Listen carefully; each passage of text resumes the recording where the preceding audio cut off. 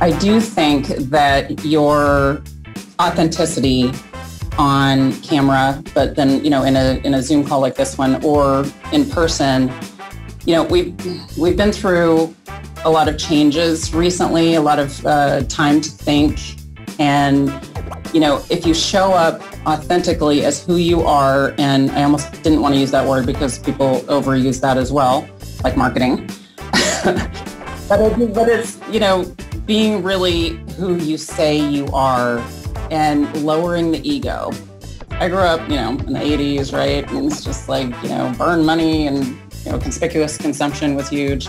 But just being yourself, being true to who you are and not needing to know everything. I do think when it comes to presenting in person, I think the bar has been raised.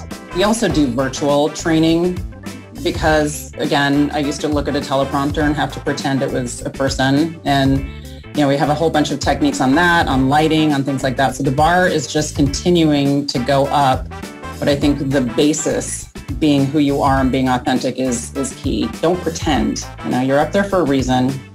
You have a story to tell. This is the Play Your Position podcast, where we huddle up, call the plays, and inspire you to run your ball into the end zone. Are you ready to score more game-winning touchdowns in your life, business, and career? Then listen up, because it's game time, baby.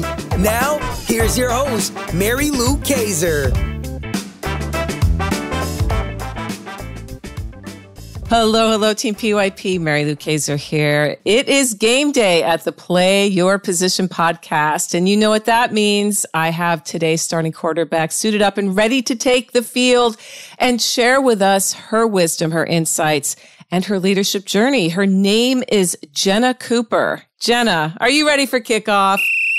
I'm so ready. Go Ducks. Let's win the day. Yes, go Ducks.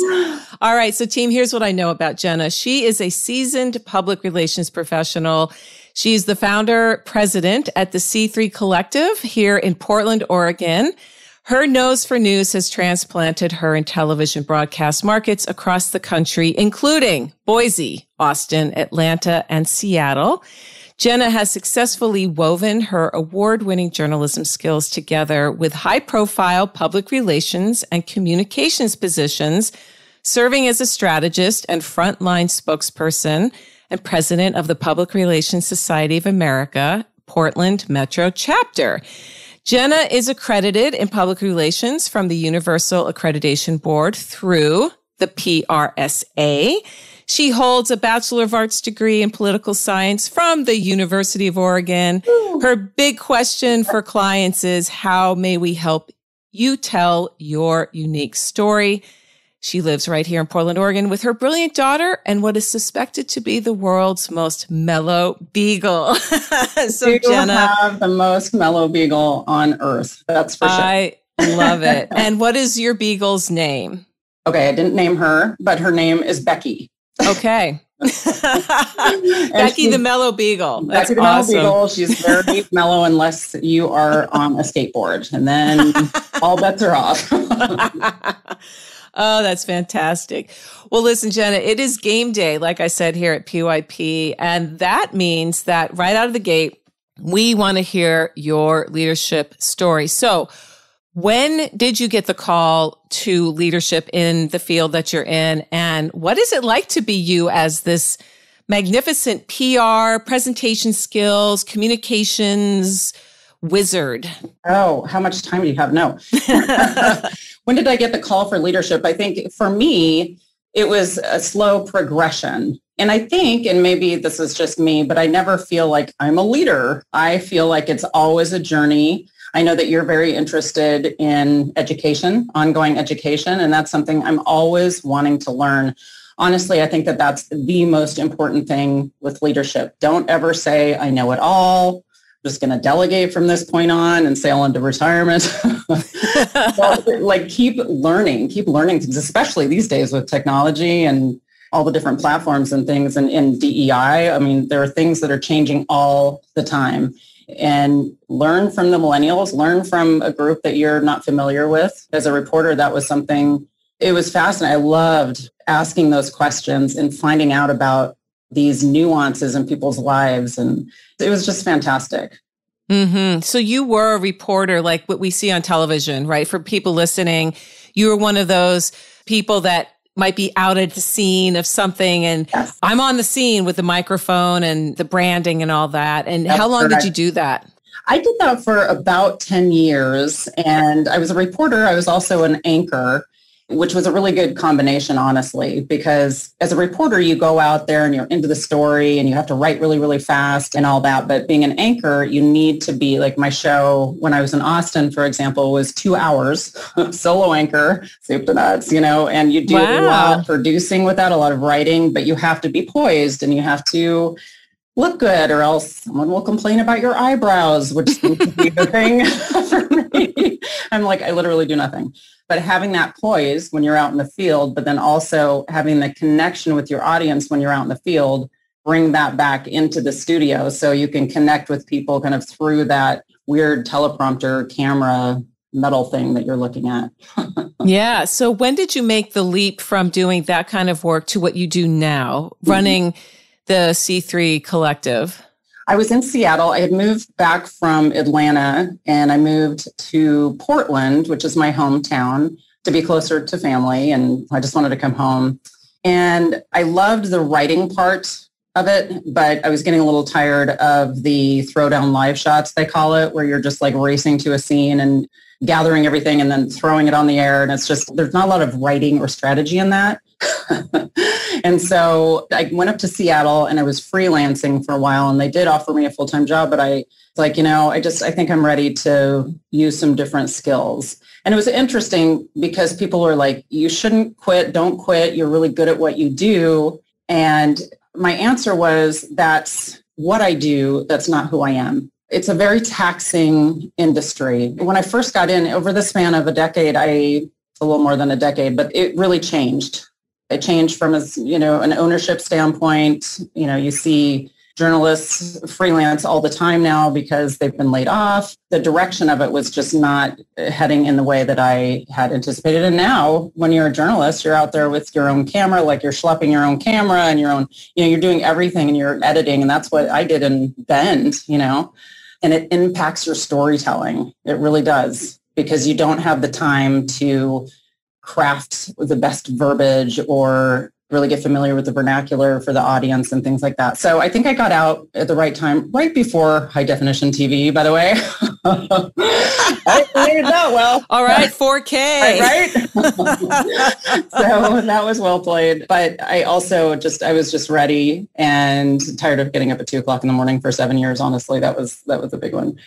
Yeah. And so then I actually sold radio for a little bit and realized that I did pretty well at it, but I realized I wasn't happy. Like I wasn't creating anything and I wasn't doing anything that made too much of an impact or used my true skills. So I went into an agency and I got a job, my first PR job, and I loved it because I could incorporate writing, I could incorporate strategy, and kind of went on from there. I was hired actually by Northwest Natural to be a public information officer. And that was really fascinating because you learn a lot of skills, it's called PIO, being a PIO, and especially in crisis communications, which is one of my areas. And we've been pretty busy with that lately, obviously, with the pandemic and Black Lives Matter and the QAnon and all that. So we have been exercising that muscle quite a bit. We always say communications follows operations. And so you have to have a really high set of ethics, which I do live by a code of ethics in my industry, and make sure, I'm not going to send you out there putting lipstick on a pig. It's just not going to happen, Sure. It has to be authentic. And that's really what we're all about. Yeah. So one of the things we were talking about in the pre-chat that you see people struggling with a lot is because of the pandemic. Now, everybody is expected to show up in some way. Yep. Digitally, whether it's on a Zoom call like what we're on today, or it's another kind of webinar or a team meeting. Suddenly it's like, oh my gosh, I have to be on camera. Right. I have to communicate. What do you see as the biggest challenge facing we're all leaders. We all are those freelance journalists now with whatever we do. Even if you work for somebody, in a way, you are still schlepping your stuff around, right? When you show up to that position. So from your vantage point, Jenna, what do you see is one of the biggest challenges facing leaders today? One of the things I see quite a bit, and I was trying to think of like, what are the top 5 things? This is what I do as a PR person. What are the top 5 things that people really struggle with? One thing I know, just kind of an umbrella thing to say, is that people don't really think about connecting with their audience strategically and really thinking, what do they want to learn versus how much can I shove down their throats? And God bless attorneys. I have several friends who are attorneys, but I do work with a lot of attorneys, and it's almost like proving how intelligent they are with all these, markers as to what they know. And the audience is just sitting there completely confused, and it's just too much information. I always say 2 or 3 things. Think about 2 or 3 things you want people to take away. Put it at the beginning, put it in the middle, put it at the end, and remind them on social, remind them in an email, but those things that they really need to know to take away. Think of yourself instead of a star with a microphone and you've got your own channel and all this and makeup, please. Think of yourself as a teacher. And I know that's your background. So think about yourself as an educator and really teaching your audience what they need to know. That's great advice. Who teaches you, Jenna? I believe that no one who has succeeded in life has done it without the help of a great teacher, a great coach or mentor. And most people I talk to say, I can't just pick one, and that's fair. We can't. We usually have accumulation. But is there somebody that right now is helping you show up and play your position as well as you do? It could be somebody you work with directly, or maybe it's an author that you don't know, but you always go to his or her book. Yeah. Well, going way back, my dad is the biggest influence in my life. He's a gentle soul. To this day, I've never met someone who has such a straight on moral compass as my dad.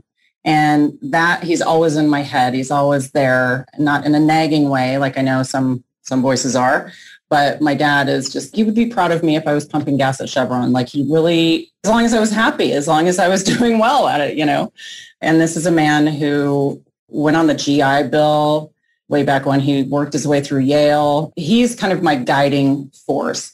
As far as right now, I find inspiration everywhere. I find it from my employees. I find it from my other contractor team members. I find it from my clients. It's a level of respect for other people's opinions, which is really, really important. And I have been challenged. I mean, I started just doing freelance, and then on, my personal life, I had a divorce. And so that was a big challenge. And that really made me decide, okay, am I going to really do this thing? Like, let's do it. I want to show my daughter that I'm a strong person, that I can run a business, which, by the way, coming from an academic family is so foreign. Mm-hmm. I'm right there with you. Same. Yep. It's just like P&L forecast. So I'm like, I know the weather forecast, but not. So just finding those pieces of information all around you, having good friends is amazing. I have the most amazing collection of strong female friends who support and they listen. And I will forever be beholden to my friends because of how they're like, let's do it. We got this. We know you, Jenna, you're strong. So just kind of finding people. I love that.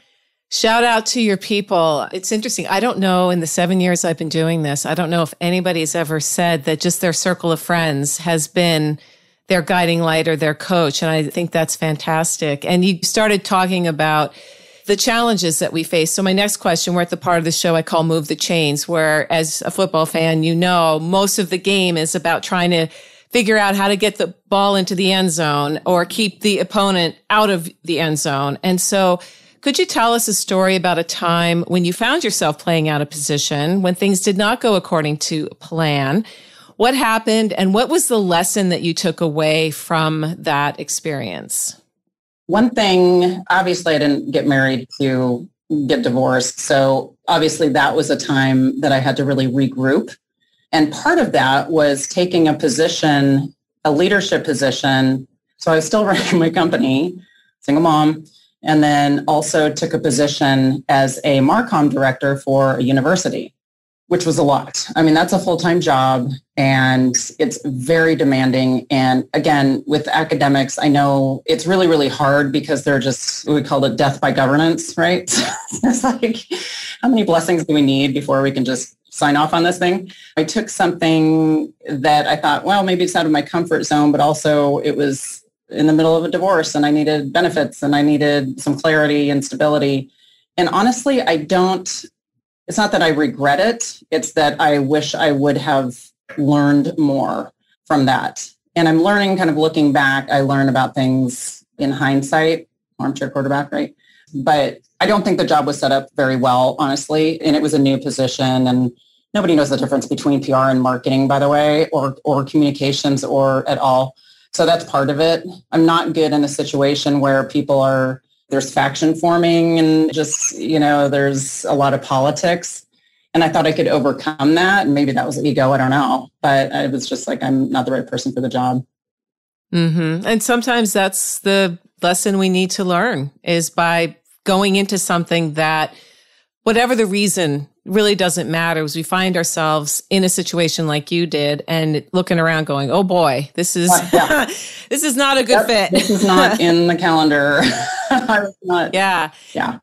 Yeah, you just said something. What is the difference between PR, marketing, and communications? Succinctly, can you teach us quickly at those of us who want to lump those all into the same bucket? So PR, at its essence, and PR is an umbrella term. There's public relations. People generally think of it as media relations, which I understand that is a big part of that, and that's a big part of what we do. But there's also crisis communications, there's speech writing, there's public affairs, there's investor relations. So there's a lot under that umbrella. But to keep it simple, let's just say it's primarily media relations. When we land, like I just with a client landed them in CNET, and that was all earned or PR because we didn't have to pay for that. There was no paid media. With marketing, it's more that you have a topic or you have a campaign or a product already, and you're marketing it to your specific audiences. And of course, advertising is you make people think they want something, Don Draper, right? It's like, how could you live without this convertible? Mm-hmm. What are you doing? Yeah. So, and making that enticing. So the reason why PR has a higher publicity value, and a publicist is different, the higher publicity value is 3 times higher, because if Lester Holt is talking about a product or something in a legitimate news story, then it's just more believable, right? Mm-hmm. There's that credibility factor. Exactly. So it's like, instead of me saying I'm great, it's this person saying I'm great or the product is great. Yeah, that makes sense. It's halftime here at the Play Your Position podcast, and we've got ourselves a great game. While you're up grabbing another snack and topping off your favorite beverage, make sure to subscribe to the show so you never miss another play. PYP is available on Apple Podcasts, Spotify, and wherever great podcasts can be found. Now, let's get back to the game. Communications is such a broad term, and yet it's what we're doing all day, every day, whether we realize it or not. This podcast is a form of communications, and we tell stories, and there's a theme, and people have a general sense of what to expect. But for, again, the average person who's outside of your area of expertise, what is communications exactly? All of the above, and the people that you didn't mention, I would say. But I think that one thing might help is to think about strategic communications. So what you're doing right now, you're doing this on a platform, and that's a tactic, but it supports your overall strategy. And when people say, I just want a Facebook page, or I just want, whatever it is, it's like, okay, that's fine, but we need to have that support your overall strategy. What's your long strategy? Why? Where's the research? And who, if you just want to be in the Wall Street Journal so that your friends at the club can see you and, You know what I mean? Then that's okay. But at the same time, it's like, why don't we put you in this niche website and actually get your widget sold? So there's a lot of strategy that goes, and then also putting a timeline together, measurable objectives. So goals are broad. Objectives are specific and measurable within a certain time frame. And that's one thing I see a lot on resumes is people don't put their metrics on there. And as a hiring manager, I'm like, I need to know if you moved the needle, that's what I need. Yeah. I've heard that too for people who are applying for jobs. They leave out the very specific things that there's somewhere along the line, this idea of everything can be just so generalized. And these words or these phrases that really mean nothing. Oh my gosh. Yeah. At the end of the day, they're just empty. It's like, what is that? Blah, blah, blah, blah. I mean, yeah, it doesn't make any sense. It's like, and I'm the one who is, and you get to a certain age and you speak up more. And I'm just like, wait, I don't know what that means. Like, tell me what that means. And I think part of that, honestly, is being a journalist and having these massive topics and needing to boil them down to less than a minute. Mm-hmm. That's right. That is such an important skill in social media too, where first of all, the shelf life of a social media post is extremely short, and we can forgive ourselves if you put something up and you go back, oh no, who cares? Nobody remembers it anyway, right? We're on to the next thing.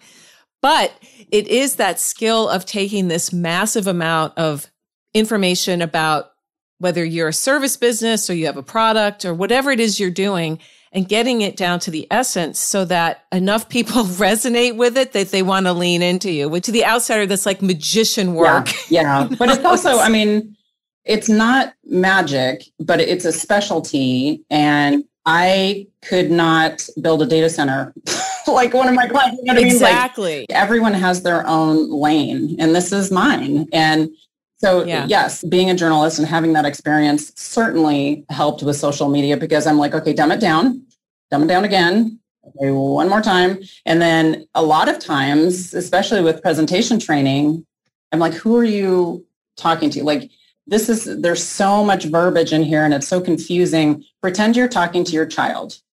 If you have a child or a niece or nephew or someone who needs it in the most simple terms, and they boil it down. And yeah, it's great. It's also great. We do media training. I've done media training for years. Obviously, I know I've been on both sides of that, a spokesperson and also a journalist, but you're going to get maybe 10 seconds.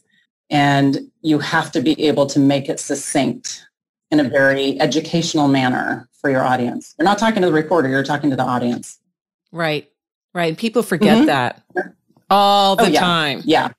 Make it defensive and things like that. And I get it. It's human nature. That's why you just have to pause, take a breath. Figure out who's behind the camera, who's the audience you're talking to. That's key. And so many times I've discovered for myself, the audience is not who you think it is.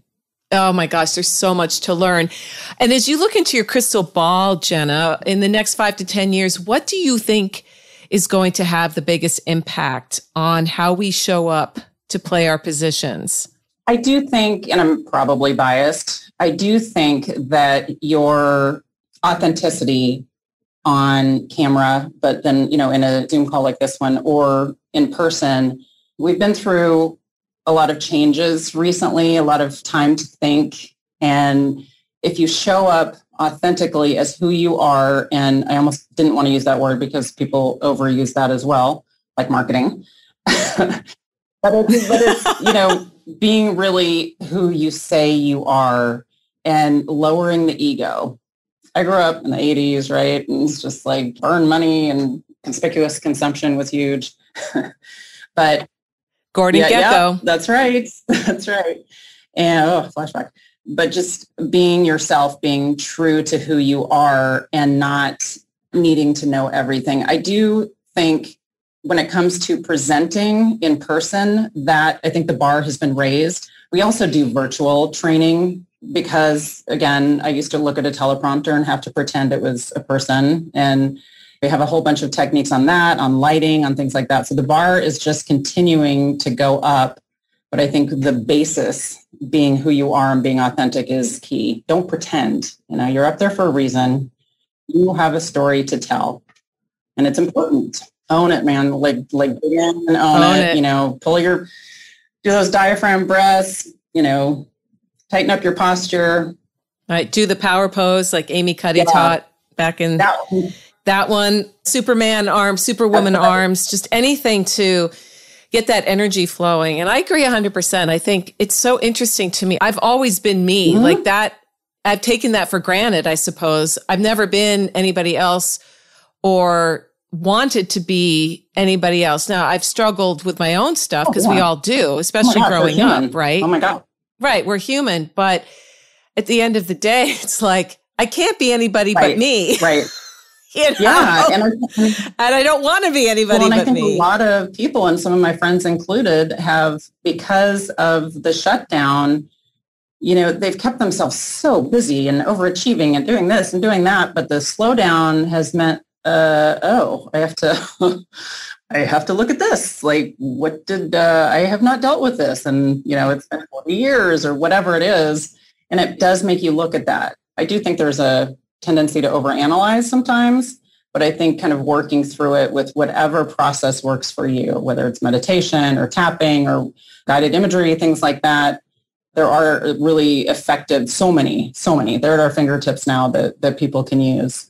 And it's important because the world has changed, to your point, and needing to present, whether it's in front of a live audience, which eventually we will return to. Yeah. But right now, it's mostly over the camera. And that's one of the things that you do so well, is you work with people on helping them to feel comfortable in front of a camera and really be who they are while telling the story they need to tell. Yeah, it's harder than, I realize I have experience with this, but it's not, I wasn't born like that. There have been experiences that have shaped that backbone in me. And a lot of reasons personally where I could have just been like, can't do it, I'm out. But life didn't allow me to do that, which I now see as a blessing.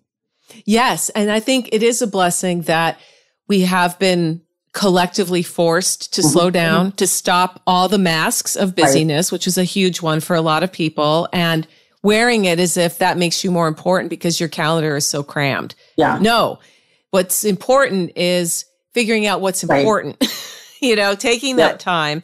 But the fact is that people still work and commerce still is going on, and we're just being asked to show up in a different way. And doing more. And you have to do instead of hiring someone, you have to do everything in a corporation. But I know that I have learned from that because I'm like, I can't do the billing and the this and the that. And I beat myself up as a business owner.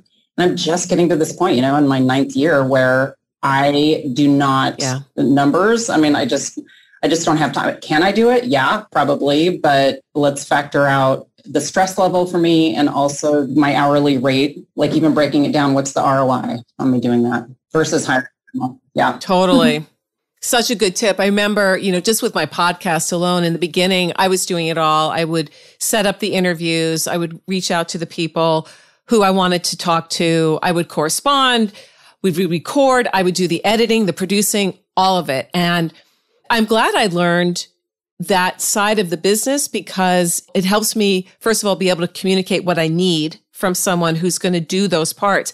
But when I made the decision finally to outsource parts of this process, I'm looking at all of this time that I'm like, wow, I can spend it over here. And it's exactly what you said. It's not something that happens overnight. For a lot of people, it does take 5, 7, 10 years to finally say, yes, I can do it all, but no, I will not do it all. And then find those pockets of, I trust you to do this for me and I trust you to do that for me. And that's part of growing as a business owner. At some point do that as a leader. If the trajectory is going up.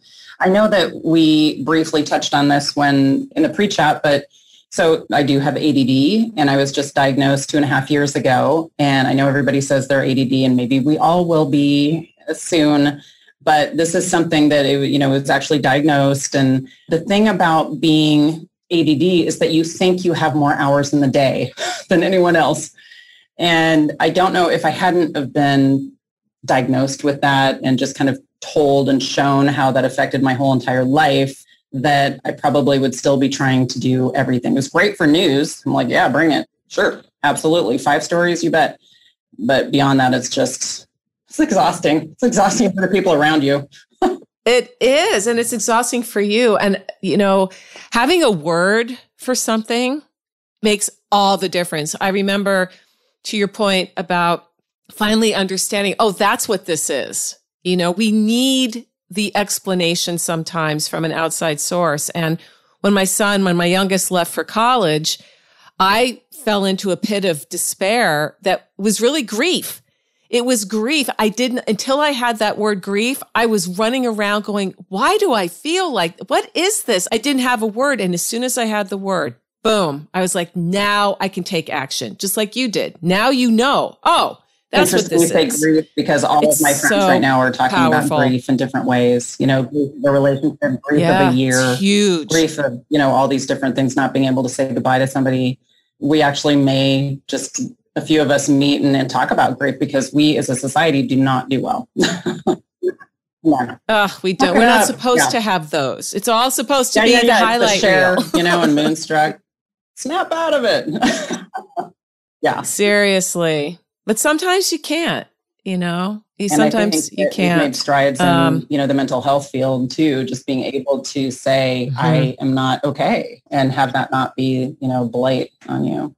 Right. And people, instead of looking at you cross-eyed and like, and then labeling you as weird or, you better stay away from so-and-so because they're, a little like this. And it's so refreshing to be able to say to folks, I'm just having a day. I'm depressed. I feel like crying, or I cried all day on Friday and not even blinking an eye. And they're like, I had a day like that what too. What are we talking about? Like, I'm just like, how are you? I'm like, I'm a disaster. Like not doing well today. And, your friends, having someone who also isn't doing well is good. Like if there's any, help technically in commiserating, then I think that is really helpful for me sometimes, but also just, if you need to say, no, look, I'm really not okay, and I got to tell you, that's when your friends step up. It is. Yep. Absolutely. Oh my gosh. Well, we're at the part of the show now that I call touchdown, Jenna. So I'm going to put you in the red zone. You know what that's like, right? Watching those Ducks. And there are less than 30 seconds left on the clock. You are down by 4 points. So it is now or never. Tell us a story about a time when you ran that metaphorical ball into the end zone for that game-winning touchdown. For me, it's a couple of leaps of faith. And I think for me to leave Atlanta early and come home, that was like, I didn't have a job. I could never imagine never having a job. That was so foreign to me and everything I'd learned growing up. So I just took a huge leap of faith and was just like, I have to do this. And I did. And I figured out how to make it work. And it was slim for a while. I knew it would be, but just going for it. I wouldn't be here today without that experience, but I also wouldn't be here today doing what I do without leaving it behind and moving forward. Yeah. So what are 1 to 3 key offensive strategies straight out of your leadership playbook that you could share with listeners right now that they could hear and go, I could do that? And I know that April is Stress Awareness Month. So maybe there's at least one around, a tip you have about how do we manage all this that's happened and that's happening? Well, one thing with presentation training is that it's right up there with death. It's actually, most people would rather die than give a presentation. So if you're beating yourself up for being nervous about giving a presentation, you are in phenomenal company. We were talking about this before the show, like Oprah, Gandhi, JFK, Johnny Carson had a heart monitor on. So just, put that part aside and really dig deep and figure out who you are, what you want to say, and who do you want to say it to so that they can learn, so that they can get better. Don't talk at people, talk with people. And we talk about this all the time. Anytime you're doing a presentation or a campaign, or you're just even talking with anyone, it should be a two-way communication model, not a one-way communication, two-way. And that's really, really important. Was that one?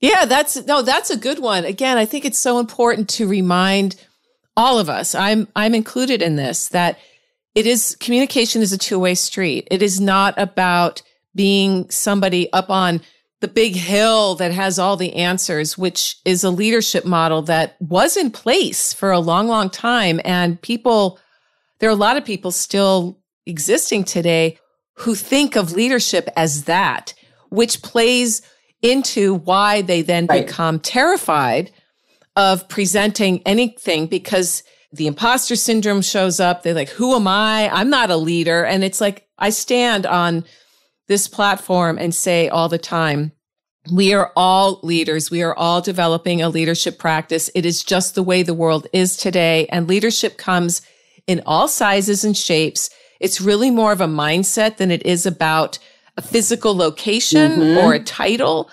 And so what you just said is a critical part of remembering when we communicate, it is about a two-way street versus here's how it is. Yeah, I'm going to impart my wisdom to you. And honestly, we work a lot on so many of my clients. I'm like, practice. You got to practice. We come in, we record them, and then we come back the next week. And I tell them how. So practice with your camera. Everybody has one. And put it up if you don't have a tripod, put it up on a windowsill and record yourself, and you'll see things that you didn't know were happening. You're going to be able to have some really objective, as much as you can, feedback on how you're presenting. And 9 times out of 10, I'm like, did you practice? And they're like, yeah, I practiced. I'm like, oh, okay, great. So what did that look like? Where were you? I was in the shower. I'm like, really? So you recorded yourself? I don't want to know about that. And then some other people say, well, I practiced in the car. I'm like, oh, so you had your slide deck and you were, that seems dangerous. So practicing, but practicing in the right way, right? And you want to make it not so you're perfect. Nobody expects you to be perfect. Nobody. What is that anyway? Nothing. What is impossible. perfect? I'm going to pass. It's our own construction. No one's perfect. I will tell you, Mariota, he's dropped a few. So, I mean, yeah. So when it comes to breathing and all those breathing techniques, I think that's really, really key for almost everything. People do need to do that diaphragmatic breathing like we talked about. You need to calm down your amygdala. It's science. It's not you. It's not you, right? And one last thing, if you don't mind.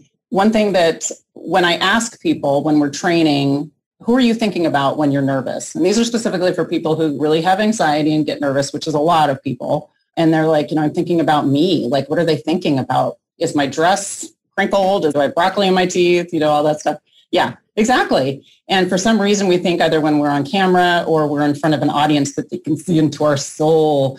It's funny. But I also don't think about yourself. Think about your audience. If you just make that shift. Yeah. Just put it on them, like you want to educate them. If you're thinking about them and what they're learning versus how do I look and do I have that broccoli or maybe it's kale in my teeth, then you're going to get flustered and you're going to think that you have to be perfect. You don't. No one is. Yeah, no one is. Think, no one is. No one is. Yeah.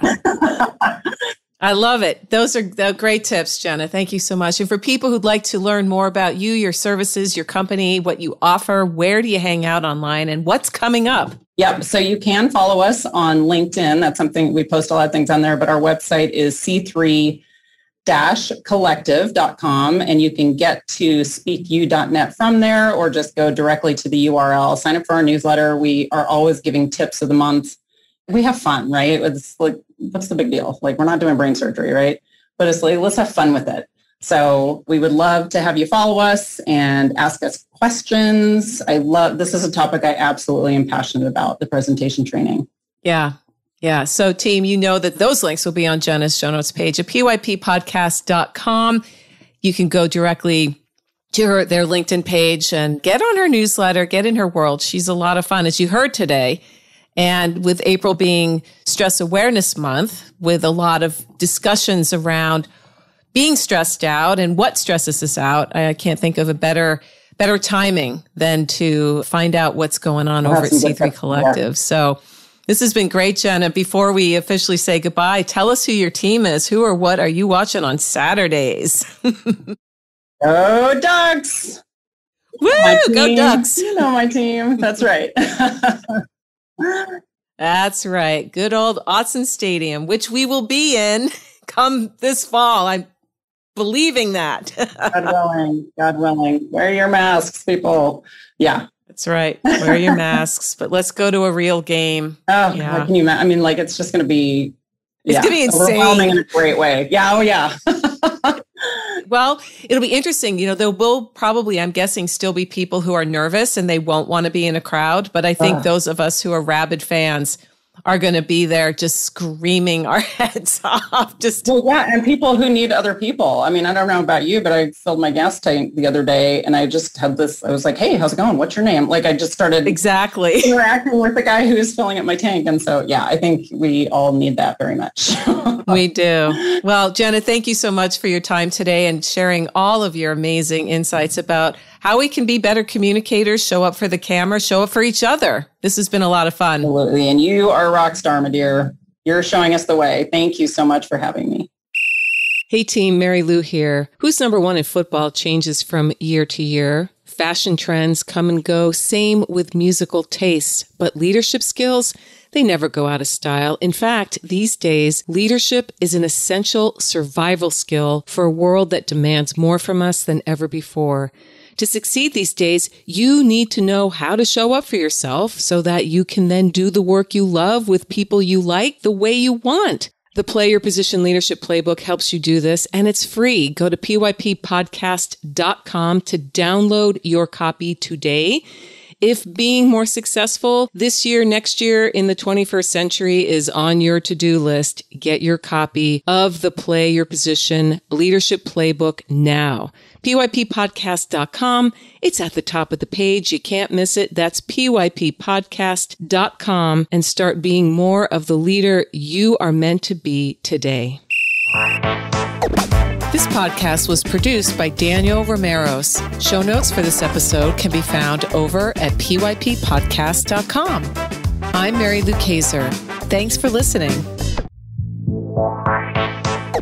Got a great key offensive strategy you like to share? Write to us at coach@pyppodcast.com or on Twitter, use hashtag PYP and let us know how you're running your ball into the end zone for those game-winning touchdowns.